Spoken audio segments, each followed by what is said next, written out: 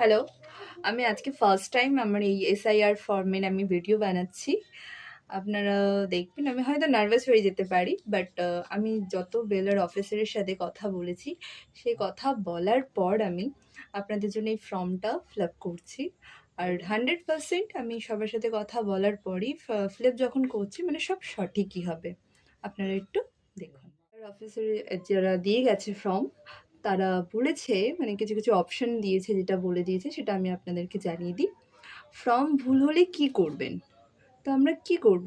Form ভুল হয়ে যেতেই পারে, তো চেষ্টা করব বেশিরভাগই ফর্মটা যাতে ধীরে সুস্থে ফিল আপ করার জন্য। আর জাস্ট একটু আমরা যাতে হোয়াইটনার ইউজ করতে পারি সেই বুঝে আমরা ওই জিনিসটা কাজ করব। এবারে লেখা আছে ফর্ম যখন আমি ফিল আপ করবো তখন আপনাদেরকে আমি এটা দেখাবো। আত্মীয় সম্পর্কে কি লিখবেন? ফর্ম পূর্ণ করবেন বাংলায় না ইংলিশে? দেখো, নন বেঙ্গলি বেঙ্গলি আমাদের পশ্চিমবঙ্গে অনেকেই রয়েছে। যারা বেঙ্গলিতে তারা তো বাংলাতে করতে ওনাদের কোনো অসুবিধা নেই, বাট যারা নন বেঙ্গলি আছে তাদের কিন্তু অসুবিধা হয়ে যায় বেঙ্গলি ল্যাঙ্গুয়েজটা লিখতে। তো সেই ক্ষেত্রে আপনারা কি করবেন, নামের জায়গাটা শুধু আপনারা বাংলায় লিখতে পারেন। আদারওয়াইজ এমনি আধার কার্ড নাম্বার, এপিক নাম্বার আপনারা সেইগুলো ইংলিশে ফিল আপ করতে পারেন, অথবা নামের জায়গায় ইংলিশেও করতে পারেন, কোনো অসুবিধা নেই। এবার চলে আসি 4 নম্বরে, স্বামীর নাম লেখা যাবে কি না সেটাও আপনাকে আমি ফর্ম ফিল আপের সময় আমি আপনাকে জানাবো।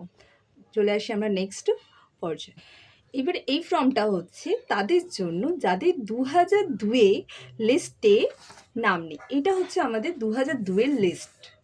এই 2002-এ যাদের লিস্টে নাম নেই তারা ফর্মটা কিভাবে ফিল আপ করবে সেটা শুনবো আমরা, আর সেটা দেখব।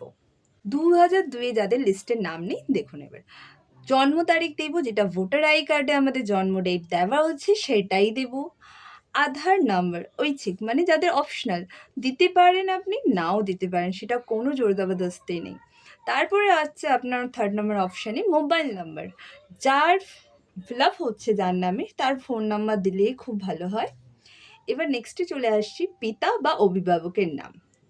এটা হচ্ছে আমি যার ফিল আপ করছি সে হচ্ছে রামকুমার ঠাকুর, তার নামে এটা ফিল আপ হচ্ছে। এবার তার তো বিয়ে করেনি, বা পিতা বা অভিভাবক যে নাম লেখাটা আছে, তো পিতার নামটাই আমরা এখানে ফিল আপ করবো, যেহেতু ওর বাবা 2002-এর লিস্টে নাম রয়েছে, তো কানাই ঠাকুর। এবার পিতার এপিক নাম্বারটা লিখবো, মায়ের নাম। এবার রামের যে মা আছে তার নামটা লিখবো আর তার এপিক নাম্বার লিখবো।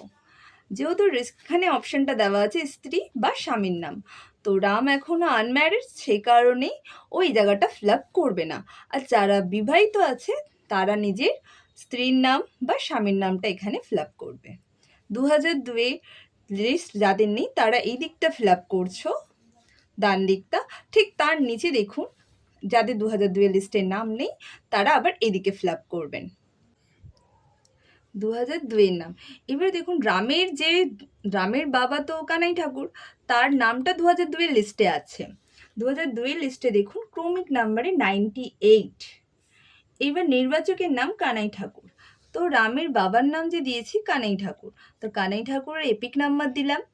এবার তার নিচে দেখুন আত্মীয়র নাম লেখা আছে, তো আত্মীয়র নামের জায়গাটা কার নাম লিখবো, রামের নাম বা রামের বাবার নাম কি না, তো এখানে যে নামটা লিখেছি আমরা তার বাবার নাম এখানে লিখবো আত্মীয়র নাম। তো কানাইয়ের বাবা হচ্ছে অদিত ঠাকুর, তার মানে এর সাথে এর দাদু আর এর সাথে এ হচ্ছে বাবা।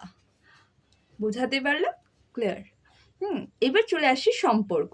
তো এই যে কানাই ঠাকুর এই নামটা যেটা লিখেছি আর যার ফিল আপ হচ্ছে তার সাথে কি সম্পর্ক, তার সাথে কানাই ঠাকুর আর রাম ঠাকুর কি সম্পর্ক হচ্ছে, বাবা।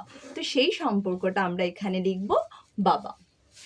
জেলা কি হচ্ছে, দক্ষিণ 24 পরগনা, আপনি আপনার জেলা যেটা আছে আপনি সেটাই লিখবেন। রাজ্যের নাম হচ্ছে পশ্চিমবঙ্গ, পশ্চিমবঙ্গ লিখবেন। বিধানসভা ক্ষেত্রের নাম, এবার অনেকে কনফিউজ হয়ে যাচ্ছে, তো আপনি 2002-এর লিস্ট যখন বের করবেন দেখবেন আপনার এখানে লেখা থাকবে আপনার বিধানসভার নাম, তো আপনি সেটাই বসাবেন। যেহেতু আমাদের লেখা রয়েছে সোনারপুর, তো আমরা সোনারপুর লিখেছি। এবার বিধানসভার ক্ষেত্রের নাম্বার কি, দেখুন আপনি 2002-এর লিস্টের মধ্যে আপনার 109 লেখা আছে আমাদের, তো আপনার এই জায়গাটা লেখা হবে নাম্বারটা, সেই নাম্বারটা আপনি এখানে লিখবেন। অংশ নাম্বার কি? আপনার ২০০২ যে লিস্টটা বের করেছেন, সেখানে দেখুন আপনার সেই অংশ নাম্বারটা লেখা আছে। আপনি সেই অংশ নাম্বারটা লিখবেন। আমাদের যেহেতু ১৭৪ লেখা আছে, তাই আমরা ১৭৪ লিখেছি। এবার এই ক্রমিক সংখ্যাটা কার দেব? তো এই যে রামের বাবা যে আছে, ওনার ২০০২ লিস্টে নাম ছিল, তো সেই নাম্বারটা দেখেই আমরা এখানে বসাবো। দেখো এখানে 98 লেখা আছে ক্রমিক নাম্বারটা।